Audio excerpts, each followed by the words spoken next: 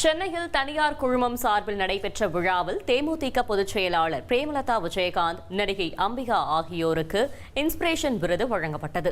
விருதை பெற்றுக்கொண்ட பின் பேசிய பிரேமலதா, திருமணத்திற்கு முன் விஜயகாந்திடம் போனில் பேசிய போது அவர் தமிழில்தான் பேச வேண்டும் என்று அன்பு கட்டளையிட்டதாக நினைவுகளை பகிர்ந்து கொண்டார்.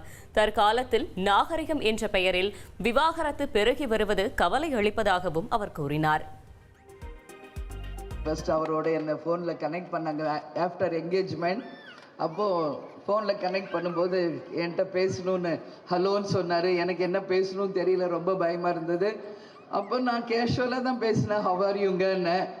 அப்போ அவர் சொன்ன முதல் வார்த்தை, இந்தம்மா நீ படிச்சிருக்கலாம், இந்த இங்கிலீஷில் பேசுகிறதெல்லாம் என்கிட்ட வேணாம், எனக்கு தமிழ் தான் பிடிக்கும், நீ என்கிட்ட தமிழில் மட்டும்தான் பேசணும், அதனால் நீ இன்னைக்கு சொல்கிறது தான் கடைசி வரைக்கும் நீ அதை ஃபாலோ பண்ணணும்னு சொன்னார். அவர் பேசின அந்த முதல் வார்த்தை தமிழ் மீது அவர் வைத்திருந்த பற்றினுடைய அடையாளமாக அதை இன்றளவும் நான் ஒவ்வொரு நிமிடமும் அதை யோசிக்கிறேன். Marriages R made in heaven அப்படின்னு சொல்றதுக்கான உண்மையான அர்த்தத்தோடு நாங்கள் வாழ்ந்திருக்கிறோம். அதுதான் உண்மை. இன்னைக்கு கலாச்சாரம் என்கின்ற ரீதியில் என்னென்னவோ நடந்துகிட்டு இருக்கு. திருமணமான கொஞ்ச நாள்லயே எல்லாம் டிவோர்ஸ் பண்றாங்க.